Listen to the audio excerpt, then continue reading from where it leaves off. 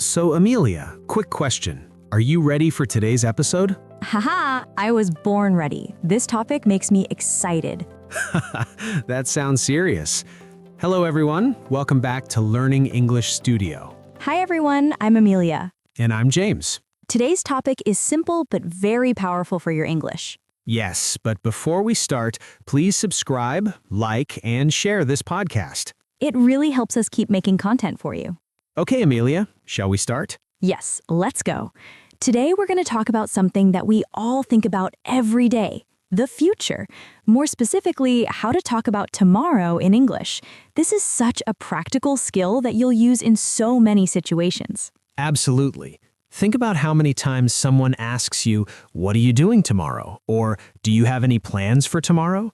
Being able to answer confidently is such an important skill for English learners. That's so true. And the future tense can seem a bit confusing at first because there are different ways to talk about the future in English. But don't worry, we're going to break it down in a simple, easy to understand way. Exactly. We'll focus on the most common and useful ways to talk about tomorrow with lots of examples and practice opportunities. Perfect. So let's start with the basics. When we talk about tomorrow, we often use will or going to. These are the two most common ways to express future plans, right? That's right. Generally, we use will for spontaneous decisions or predictions and going to for plans or intentions.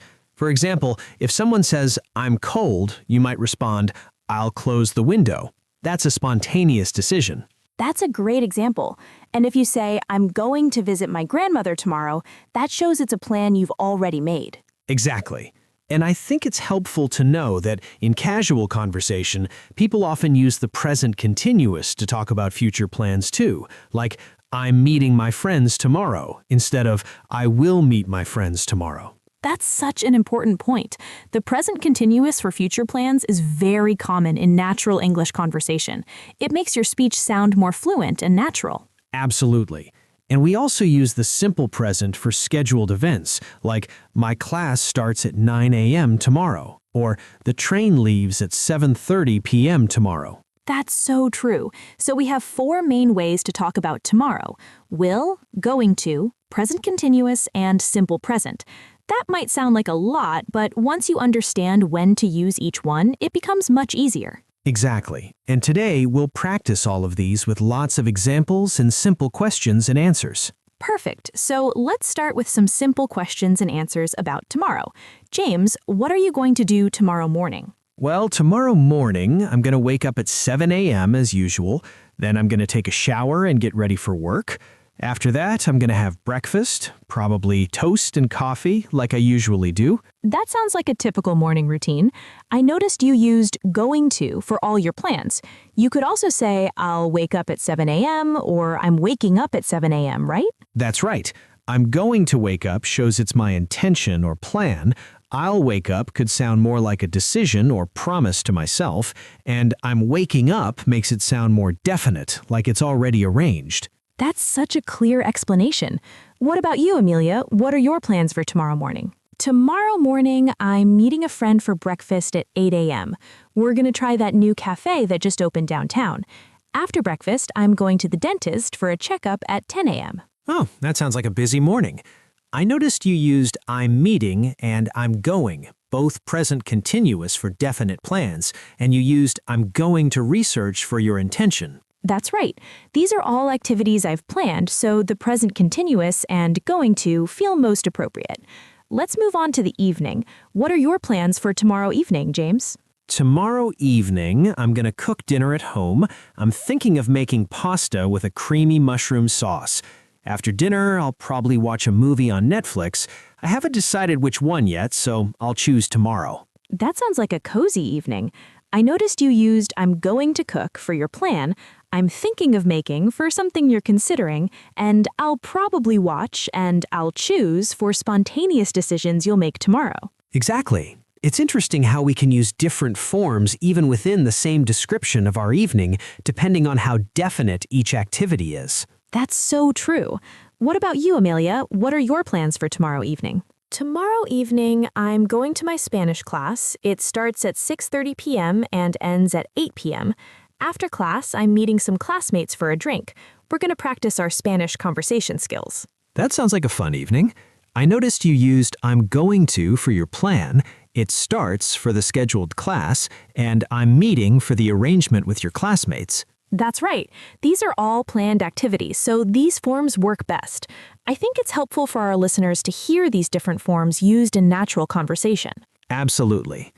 Let's think about some common questions you might ask or answer about tomorrow. For example, what are you doing tomorrow? Or are you busy tomorrow? Those are perfect, and you could ask more specific questions like, what time is your meeting tomorrow? Where are you going tomorrow? Or who are you meeting tomorrow? Those are great examples. And I think it's helpful to know that when we answer these questions, we often start with, well, or let me think, to give ourselves a moment to remember our plans. That's so true. Natural conversation isn't just about correct grammar, it's also about the flow and rhythm of speech. Exactly. Let's think about some common mistakes that learners make when using the future tense. That could be really helpful for our listeners. Good question. I think one common mistake is using will for everything. While will is a future form, it's not always the most appropriate choice. That's a common mistake. Another one is using the present tense when they should use a future form, like saying, I meet my friends tomorrow, instead of I'm meeting my friends tomorrow, or I'm going to meet my friends tomorrow. Oh, that's a big one. And another mistake is mixing forms incorrectly, like I will going to the store, instead of I will go to the store or I'm going to the store. That's so true. Each form has its own structure, and they can't be mixed. Let's think about some strategies for learning and remembering when to use each future form. Good idea. I think one helpful strategy is to associate each form with a specific situation. For example, will with spontaneous decisions, going to with intentions, present continuous with arrangements, and simple present with schedules. That's such a smart approach. Another strategy is to listen carefully to how native speakers use these forms and try to imitate them. Context is key. Absolutely. And I think it's helpful to practice making your own plans and describing them using different forms. The more you practice, the more natural it will become. That's such a great idea. Let's think about some different contexts where you might need to talk about tomorrow in English. It's not just in language classes, right? Oh, definitely. You might talk about your tomorrow with colleagues at work when discussing schedules, with friends when making plans, or with family members when organizing activities. That's so true, and the way you talk about your tomorrow might change depending on who you're talking to and what you want to emphasize. Exactly. With close friends, you might be more casual and say something like, "Want to hang out tomorrow?" While with a colleague, you might be more formal and say, "Are you available tomorrow for a meeting?" That's such a good point. Register is important in English, using the right level of formality for the situation. Absolutely. And I think it's helpful to practice describing different types of tomorrows, not just your typical day, but also a busy tomorrow, a relaxing tomorrow, a special tomorrow, etc. That's so true. Let's think about some more advanced vocabulary for talking about tomorrow. Good idea. You could describe your tomorrow as hectic, packed, relaxing, free, exciting, or challenging. Those are perfect. And you could use more specific expressions like, I have a back-to-back schedule tomorrow, or I have a completely free day tomorrow. I like back-to-back. That's such a useful expression. And you could say, I'm looking forward to tomorrow, or I'm dreading tomorrow to express your feelings about the day ahead. Those are great examples, and I think it's helpful to learn some time expressions beyond just tomorrow. You could say tomorrow morning, tomorrow afternoon, tomorrow evening, or tomorrow night. Exactly. And you could be more specific with times like around 3 p.m. tomorrow or first thing tomorrow morning. That's so true. Let's think about how we can express uncertainty or possibility about tomorrow. Good idea. You could use might, may, or could to show possibility. For example, I might go to the cinema tomorrow, or I could have lunch with Sarah tomorrow. Those are perfect, and you could use probably or maybe to show likelihood. For example, I'll probably stay home tomorrow, or maybe I'll call my grandmother tomorrow. Exactly. And you could use I'm thinking of or I'm considering to show you're still deciding. For example, I'm thinking of going for a run tomorrow, or I'm considering ordering pizza for dinner tomorrow. Those are great examples, and I think it's helpful to learn some phrases for making suggestions or invitations about tomorrow. Absolutely. You could say, would you like to tomorrow? Or how about tomorrow? Or are you free to tomorrow? Those are perfect, and you could respond to suggestions with phrases like, that sounds great, or I'd love to, or I'm afraid I can't. Exactly. And I think it's helpful to practice these dialogues so they become more natural. For example, are you doing anything tomorrow evening? No, I'm free. Why? Would you like to go to the cinema? That sounds great. What time? That's such a good example. It shows how these phrases fit together in natural conversation. Let's think about some common situations where you might need to talk about tomorrow. Good idea. Well, one common situation is making appointments. You might say, I'd like to make an appointment for tomorrow afternoon. Or, can I schedule a meeting for tomorrow morning? That's so true. Another situation is making plans with friends. You might say, are you free tomorrow? Or do you want to do something tomorrow? Exactly. And at work, you might discuss tomorrow's schedule or tasks. You could say, what's on the agenda for tomorrow? Or, I need to prepare for tomorrow's presentation. Those are perfect examples, and I think it's helpful to practice these specific situations so you're prepared for them in real life. Absolutely. Let's think about some practice activities our listeners could do to improve their ability to talk about tomorrow. Good idea. Well, the obvious one is to describe your plans for tomorrow each evening, either out loud or in writing. Try to use different future forms appropriately. And you could also try to imagine different types of tomorrows and describe them, like describe your ideal tomorrow or describe a busy tomorrow at work. That helps you practice different vocabulary and expressions. I love that idea. And you could also try to make a dialogue with a friend, planning what to do tomorrow. That's great practice for making suggestions and responding to them. Exactly.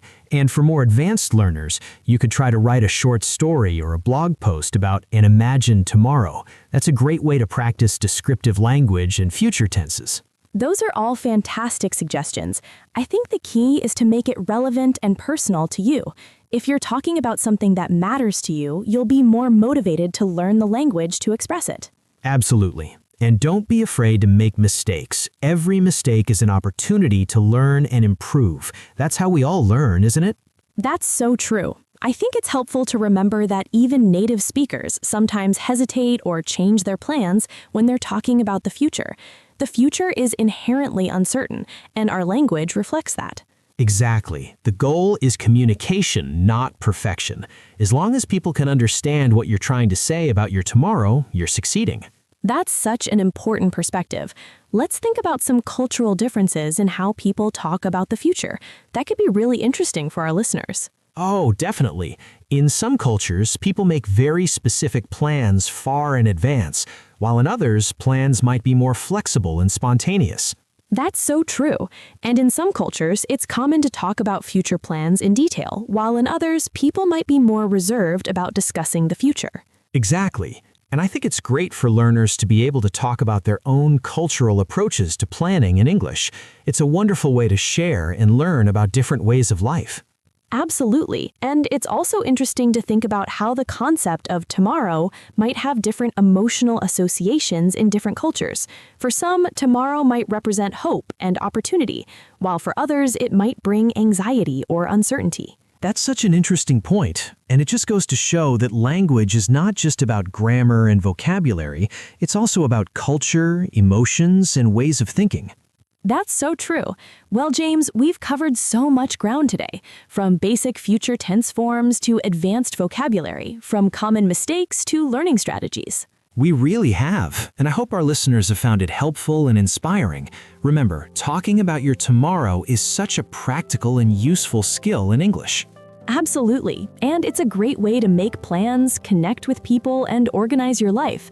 Everyone has a tomorrow, so it's a topic that connects us all. Exactly. So keep practicing, keep learning, and don't be afraid to share your tomorrows with others in English. That's perfect advice. Well, that's all we have time for today. Thank you for joining us on Learning English Studio. Yes, thank you all for listening. We hope you enjoyed this deep dive into talking about tomorrow in English. Don't forget to subscribe, like, and share our podcast if you found it helpful. We'll be back next week with another useful topic for English learners. Until then, keep practicing and have wonderful tomorrows. Goodbye, everyone. Bye.